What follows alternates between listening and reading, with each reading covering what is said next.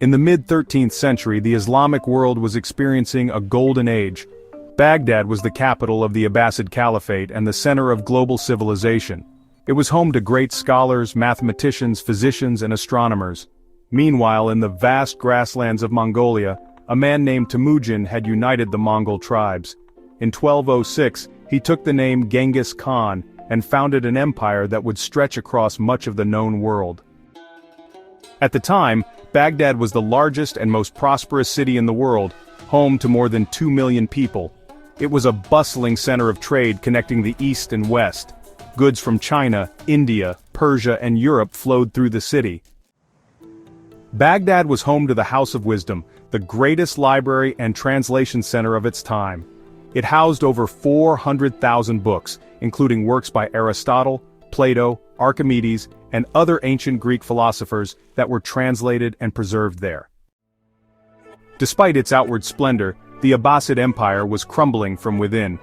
The caliph held only symbolic power, with real control in the hands of military commanders and nobles. Many regions broke away to form independent states. There was religious conflict between Sunni and Shia sects, and corruption and greed among government officials made things even worse. After Genghis Khan's death, his grandson Mongol Khan became Great Khan. He appointed his brother Hulagu Khan to lead an army westward and expand the empire.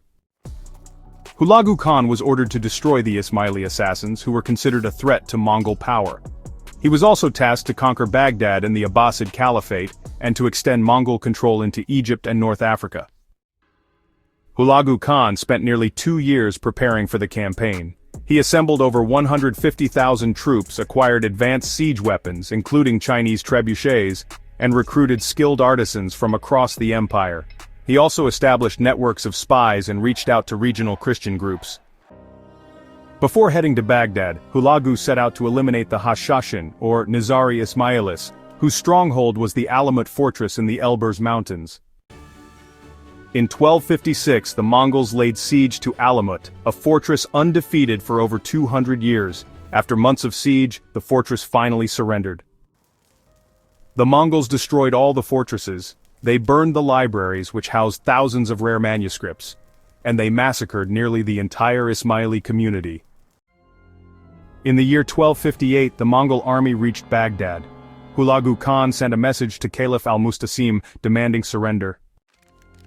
Hulagu's message read, "Open your gates and come to meet me with your nobles and scholars. If you refuse, what comes next will be a disaster you will regret." Caliph al-Mustasim, misguided by his advisors, believed that the Mongols could not breach Baghdad's strong defenses. He thought Muslims from across the world would come to his aid. He also trusted that the city walls were strong enough to hold out.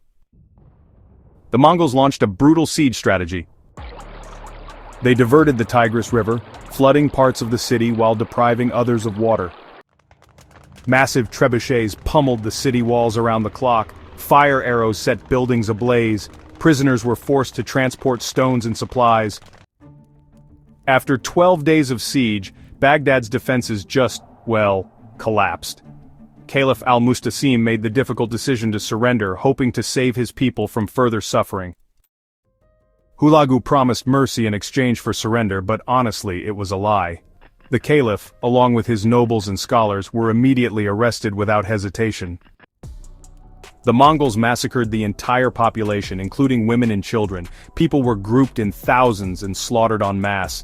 Each Mongol warrior was actually tasked with killing at least one person per day. Death estimates from this tragedy, they range anywhere between 200,000 and 1 million. Only a few thousand people managed to survive, mostly skilled artisans who were considered useful. A city that once had 2 million inhabitants was, reduced to near desolation. One of the most devastating acts during this time was, honestly, the destruction of the House of Wisdom, the world's greatest library back then. Hundreds of thousands of books were just thrown into the Tigris. The river, believe it or not, turned black with ink from all those manuscripts. Irreplaceable works of science and philosophy were, sadly, lost forever. Ancient Greek manuscripts with no surviving copies elsewhere were lost forever. Scientific works by Muslim scholars in astronomy, math, and medicine simply disappeared. The most advanced knowledge of that era, it just vanished. The Mongols believed that royal blood spilled on the ground would bring misfortune, so the caliph had to die without shedding blood. Legend says al-Mustasim was wrapped in a carpet and trampled to death by horses. This gruesome death symbolized the end of the Abbasid dynasty's 500-year rule. The death of the caliph marked the end of the Islamic Golden Age. The institution of the caliphate, which was once the spiritual and political leadership of the Muslim world, was abolished. The Silk Road trade network was disrupted. Trade centers, moved to other cities. Regional economies, unfortunately, collapsed. 500 years of accumulated knowledge was lost. Most scholars and scientists were killed and, scientific advancement in the Muslim world came to a halt. So the Muslim world, lost its unity, there was no central spiritual authority left, and Islam ended up splintering into several different factions. Modern historians actually see the destruction of Baghdad as a truly world-altering event. If it hadn't happened, the Islamic world might have kept going as the global center of learning and innovation. Hulagu Khan was a Buddhist and his wife was a Christian. Some people, see the attack as not just politically driven but also as having religious motivations. So this tragedy really highlights the danger of internal division and a lack of preparedness. Disunity and corruption, ultimately led to the collapse of a great civilization. The destruction of Baghdad by the Mongols in 1258 was a turning point in world history. It was not just a loss of life, but, the obliteration of centuries of intellectual heritage. Internal weakness and division within the Abbasid Caliphate, underestimation of the Mongol threat, corruption and poor leadership, and honestly the failure to understand the Mongols' ruthless warfare. The end of the Islamic Golden Age, the irretrievable loss of knowledge in science and philosophy, a shift in global power centers, and a deep psychological scar on the Muslim world for centuries. The story of Baghdad reminds us of the fragility of civilizations and the critical importance of unity, preparedness, and the preservation of knowledge from the forces of violence and irrationality.